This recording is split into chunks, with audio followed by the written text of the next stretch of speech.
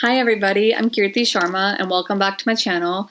Today I figured I'd just talk about a couple books that I've recently finished reading. I'm usually one of those people that read a lot of fiction, whether it's like romance or historical romance or period pieces or mystery or action or something like that. It's just in the fiction genre. I recently picked up two books. The first one was Becoming by Michelle Obama and the other one was A Promised Land by Barack Obama.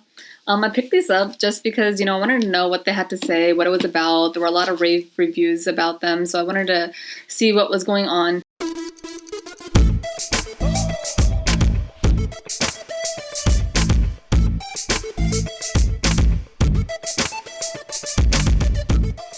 First things first, I don't think you have to be of a certain political party to read and enjoy these books. I think they're really informative regardless of what party you belong to, what your political stances are. For me personally, I've always been interested in the Obamas just because, they were pioneers. There was never a minority who did what they did, and being a minority myself, I felt a certain attraction or a pull to that, to that story of success, because so much of us don't have those examples to look at, in the mainstream. So it's really important to see someone, breaking through and being able to do what they did. So that was the basis for me wanting to read these. And in terms of that, these books don't disappoint. Both of them talk about their experiences. Once in the White House, of course, but more important than that, it talked about their childhood. And their childhood couldn't be more different, One came from a family that remained intact, from her childhood years to her formative years and beyond.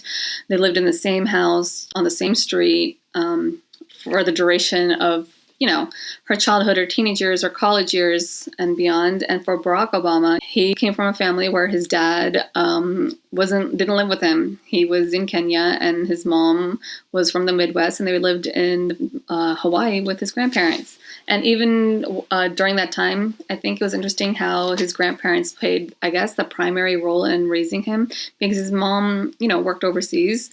And I think that just goes to show that it doesn't matter what kind of family you belong to or come from, as long as you have support, as long as you have people who care about you, as long as you're able to thrive, and people help you to thrive, that you can achieve whatever you want. Because a lot of times there's a stereotype that your family has to look like this, your family has to be like this, and then you can get an education, and then you can get a nice job, and then you can make the money and succeed. There's always that stereotypical, parents, 2 kids, a dog, and a white picket fence. Like that's what everyone is supposed to aspire to. And maybe that's the case for some people, but for a lot of people that doesn't happen, and that's okay. And it all goes to show you that you don't have to come from money to experience success. Neither of the Obamas did come from money, but they worked hard and they both felt a sense of responsibility, I guess you can say. They both understood, where they were in life and what an education would mean to them and their families. So I think that's really important. As a minority myself, I have, felt that like there's always something extra writing. My parents came here because they wanted to have kids one day and wanted to see them have a good future. So I understand that sentiment. I would want that for my kids, which parent doesn't want their kids to have a good future? But, it's harder, I guess, nowadays to not worry about the money. Even back then, obviously, money was an issue.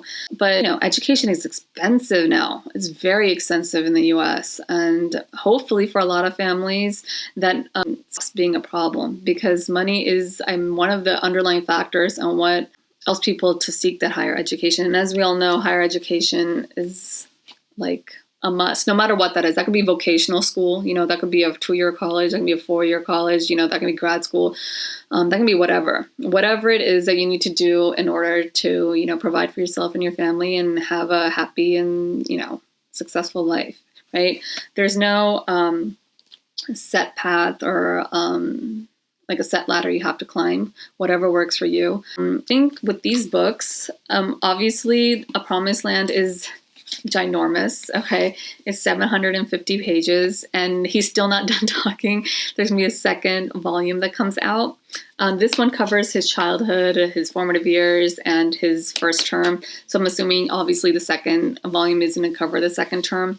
This book is very verbose. He's very detailed in his descriptions of people, events, and places. And I think we know that he's very verbose. We've seen his speeches and how he interacts, his interviews. He likes to talk, and he can talk. And you notice that with this book as well. He has a lot to say, and why wouldn't he? He's experienced a lot. At the same time, Michelle Obama's book is 450 pages.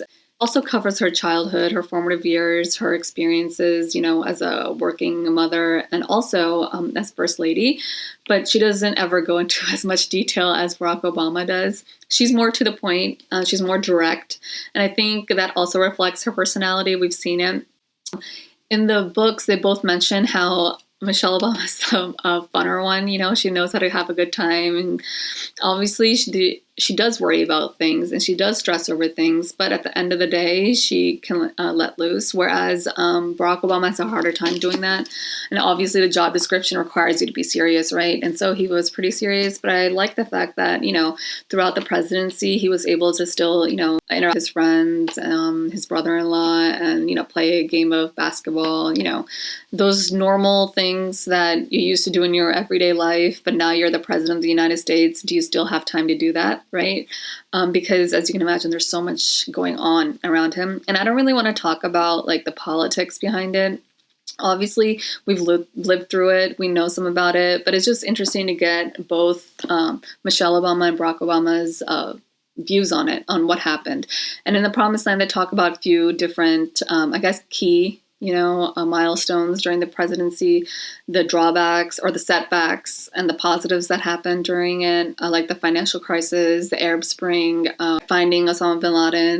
So I think that was really interesting. And it was interesting that we were able to get both sides, what President Obama was going through during that time and what First Lady Obama was going through during that time. I think one of the underlying themes in both books is family. Caring about family, how do you raise kids in today's world, worrying about their future, but also holding on to your own identity. So I think that's a very good thing and relatable since I am a mom and that's kind of like what I think about with my kids. And as a child, I used to be on the flip dynamic with my parents. I'm sure I used to think about this stuff, so none of that stuff is foreign. Everyone goes through it. I remember at a very young age, my dad, he has always been a big role model to me. I've always looked up to him. And I think I see a lot of parallels between Michelle Obama's words in her book and, what we went through as a family. I think every family, regardless if you're a minority or in the majority, worries about, how do you raise your family? How do you provide for them, their education, and how would they survive out in the world? Particularly for minority homes, this is a big topic of discussion, and it happens at a very young age. Michelle Obama talks about that. It wasn't long ago where people weren't able to go get an education or a decent job or even make money. So for her to be able to go to these really nice colleges, get these really nice degrees, and then become a successful career woman, is a big deal. And similarly, I remember growing up, both of my parents came here at a relatively young age. And I say relatively because they were in their lower 20s, or at least my dad was. I think my mom was in, same thing, 19 or 20. My dad was a little bit older than that. One of the big things they always instilled to us that you need to make something of yourself. You need to have an identity. And that's the biggest thing in this world. No one can take your identity away from you. And a big aspect of that is an education. So, when my dad came here and then when we were born, he was always worried about, where do we go from here? Because back in India, they have a foundation, right? They have friends and family there where they could have gotten help if they needed it. When you immigrate to another country, you have to start from zero. Even if you have some friends or family around you that are there, you still have to find your own way. You have to pave your own path. Luckily for my dad, he had a couple of friends that told him, hey, wait, what are you doing? Don't just keep working at odd jobs. You're an engineer. Go get your master's and get a nice job. So, that's what my dad did. So because my dad was able to do that even after we were born, he used that as an example. And he would always tell us growing up that, look, if I could come from a different country, not speak English the way, native English speakers do, if I, could come and go to college here, and he went to Howard University. And he said if I could go there and get my master's and get my dream job and work the way I did, there's no way that anyone can stop you. You know, you're from this country. You can do anything that anyone else can do. So that kind of stayed with us, as siblings growing up. And I feel that a lot of what Barack and Michelle Obama talked about in their books reflect that. The hesitation, maybe the fear that, parents have for their children to pave their way and to fight against all odds. There's a lot of stuff in your way. A lot of minority families have to work double, triple jobs. They don't have the luxury of vacations. They don't go and spend money the way other families do because they don't have that money. Like growing up, we never went on vacation. We went to India maybe a handful of times, but aside from that, I never saw my parents go on vacation. I never saw my parents go to the restaurant to eat. They never went to the movies, none of that. And my mom wasn't buying the latest fashionable clothes or shoes, or makeup or jewelry or whatever. Every penny they earned, they saved for us, like their kids, to help us as we got older. So we owe a lot, to them. And so I totally understand, what Barack Obama was talking about, how important that educational experience was for him, and same with Michelle Obama to use it. Another thing that I connected with in Michelle Obama's book was just the struggles of parenting, like being a mom. You get married, now you're someone else's wife, who are you? It's hard to have your own identity, especially for her when she was married to Barack Obama, the up-and-coming senator, and then the presidential nominee, and then the president. Is she the plus one? Obviously not. She had accomplished a lot on her own, but that's always the fear, who am I? And then, when you have kids, okay, now I'm their mother. Now do I drop everything and just care of my kids, or do I continue on with my job and look for someone else to help me with my kids? That's that balance I think every woman goes through. What's my identity now? Am I only going to be known as a mother, as a wife? And that's really relatable as well for me, because I have battled with that, that identity crisis myself a few times.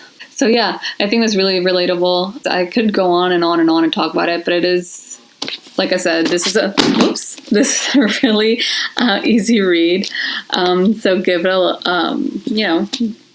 try. Barack Obama's book, and let me pick it up since it fell. This is a much harder read. It's a commitment for sure, but it's a really good book as well. It gives you an inside look into everything. I'm obviously looking forward to the second part to this book. I'm wondering how long that one is going to be, because I'm pretty sure that he has a lot to say about that as well. So anyways, guys, let me know what you think. Did you read these books? Are you planning on reading the books? Do you not want to read these books? Like I said, I don't think it has anything to do with party affiliation. It's really interesting to always read people's experiences from their own perspective. So yeah. That's my take. See you next time.